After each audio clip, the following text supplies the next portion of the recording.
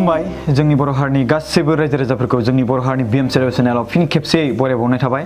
आरो नोंथांमोनखौ आं गोसो गोरबोजों जे नोंथांमोना जोंखौ सापर्ट खालामगासिनो दं जोंनि चेनेलखौ साबस्क्राइब बा शेयार खालामना भिडिअखौ नायनानै बेबायदिनो थिगै जोङो खामानि मावलांबाय थागोन नोंथांमोननो गोदान भिडिअ लाबोबाय थागोन दिनै जोंनि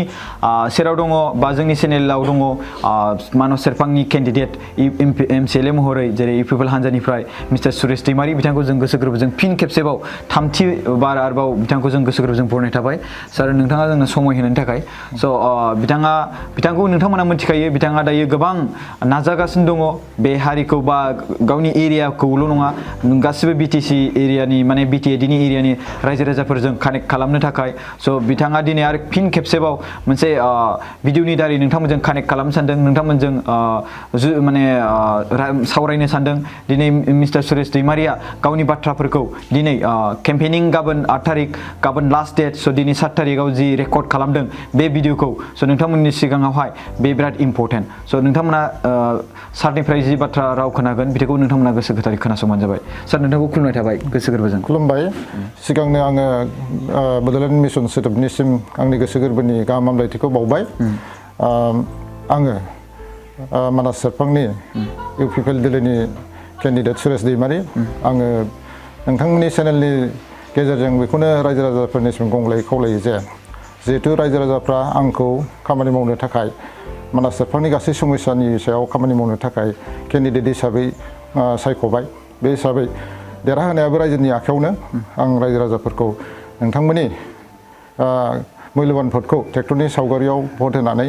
आंखौ देरहासार होयोब्ला गासै रायजो राजाफोरनि जेसेबां उसुबिदा जोंनि समाजनि जेसेबां डेभेलपमेन्टनि खामानि बेफोरखौ नोंथांमोननि मददजों मावनो खाबु मोनगोन होननानै आं मिजिंथिदों ओरैनो नोंथांनि एरियायाव गासैबो बर'फ्रा नोंथांजों जुग माने कानेक्ट जागासिनो दङ गासैबो माने ट्रेक्टरनि सावगारियाव बा UPPL भट होगोन होननानै स' गुबुन जाथिफोरनि हालोदा माबायदि जाना दं दायो बर'फ्राथ' जेनेबा दिनैहाय गासै 80%नि एबाब भट होनो थांगासिनो दङ बेनि अनगायैबो जोंजों देग्लाय माने गुबुन गुबुन जाथि गोष्ठीफोर जेरैहाय मुस्लिम दङ बेंगलि दङ सावथालि दङ नेपालि दङ बिहारि दङ आरो हयथ' माने माखासे फिसा फिसा ट्राइबेलफोर दङ हाजं दङ बेवहाय बर्मन कसारिफोर दङ बिथांमोनहाबो दिनैहाय जोंजों भट होनो ट्रेक्टरनि सावगारियावनो भट होनो थाखाय बयबो आवगायबोदों बेनि थाखाय आं बयनिसिमबो गोसो गोरबोजों साबायखर बावदों बे बेसेबां सैथो जे धनन्जय बसुमतारीखौ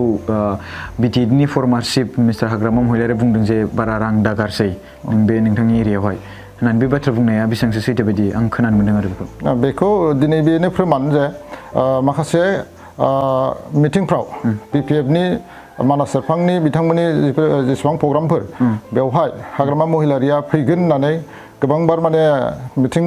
खुंबाय बेवहाय नाथाय एटेन्ड जायाखै बेनो फोरमान जे बिथाङा दे माने जेनसिगोन बेनि थाखाय हयथ' हाग्रामा महिलारिया बेखौ गुरुत्व होआखिसै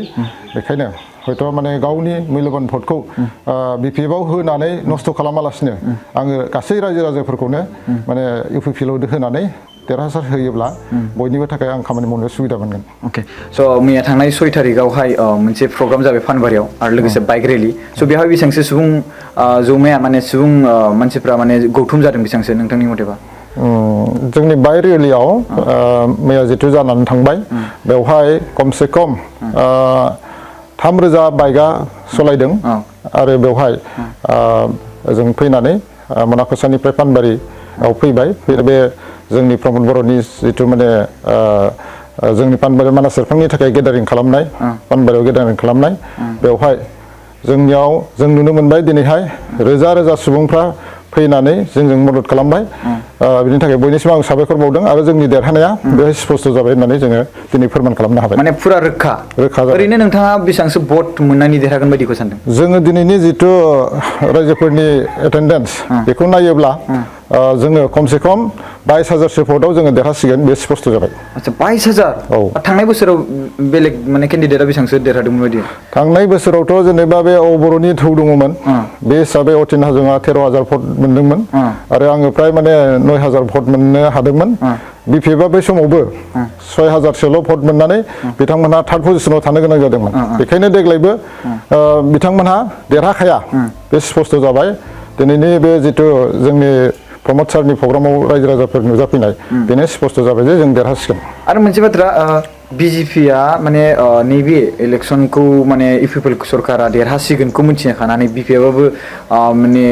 इउपिपिएल सरकार दासिगोन होनना मिथिखानानै जुदि बिपिएफआ 21टा सिटखौ मोनोबा हारसिंनो लिड खालामगोन होनना बेखौ मिथिखानानै स' बिनिखायनो बिथांमोना एलायन्स खालामहोनो थाखाय बिथांमोना माखासे सिटखौ खमायनो थांगासिनो दं बेसेबां सैथो बियो जोंनि खोनानायाव दा दिनैहाय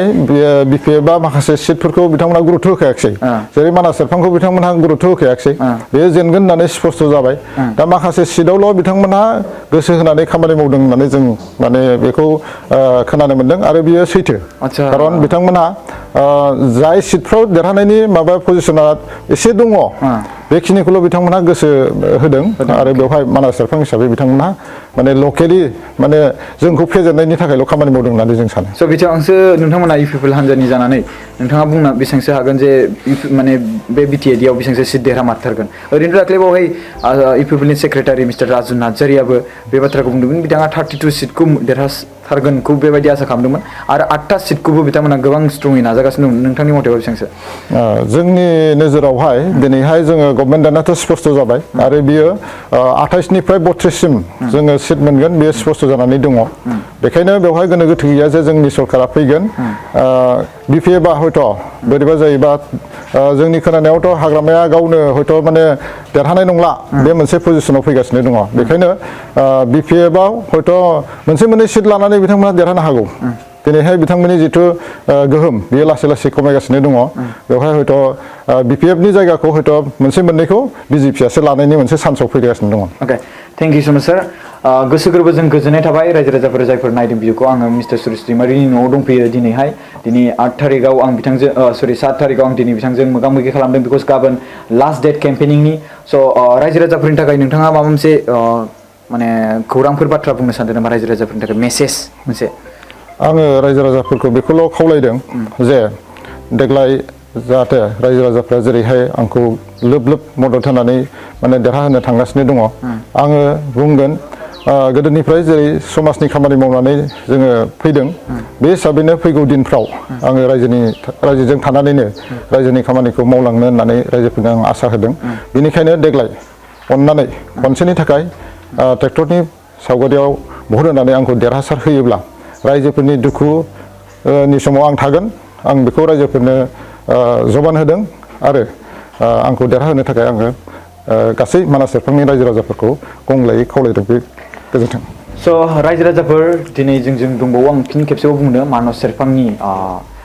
इउपिपिएल हान्जानिफ्राय केन्डिडेट महरै एमसिएलए केन्डिडेट महरै जों दङ मिस्टार सुरेश दैमारि सार स' बिथाङा गोबां मोजां बाथ्रा बुंबाय आरो थांनाय बारावबो जों बिथांजों इन्टारभिउ लानो फैदोंमोन आरो सेकेन्ड नैथि बाराव जोंनि स्टुडिअ'आव थांदोंमोन स' बिनि थाखाय स्टुडिअ'आव थांनो थाखाय गोसो गोरबोजों गोजोननाय थाबाय आरो लोगोसे आं दिनै बिथांनि न'आव दंफैयो स' बे हिसाबै नायोब्ला बिथाङा मिडियाफोरजों गोबां जुरित जादों आरो लोगोसे बिथाङा मिडियाफोरखौ गोबां सनमान होदों स' आं बैसोर बायदि मानसिखौ सापर्ट खालामो गोबां गोसो गोरबोजों जायफोर मानसिफ्रा मिडियाखौ अनो बा मिडियाखौ सापर्ट खालामो बिसोरनि खामानि मावनायखौ बिथांमोना सापर्ट खालामो दिनै बिथाङा जोंनो भिडिअ खालामनो थाखाय खाबु होबाय बिथाङा दिनै आंनि भिडिअ खालामनो थाखाय खाबु होआलासिनो गोबां बेलेग बेलेग जायगायावबोथ' थांनो हायोमोन बाट बिथाङा जोंनो खाबु होनानै गोबां गोसो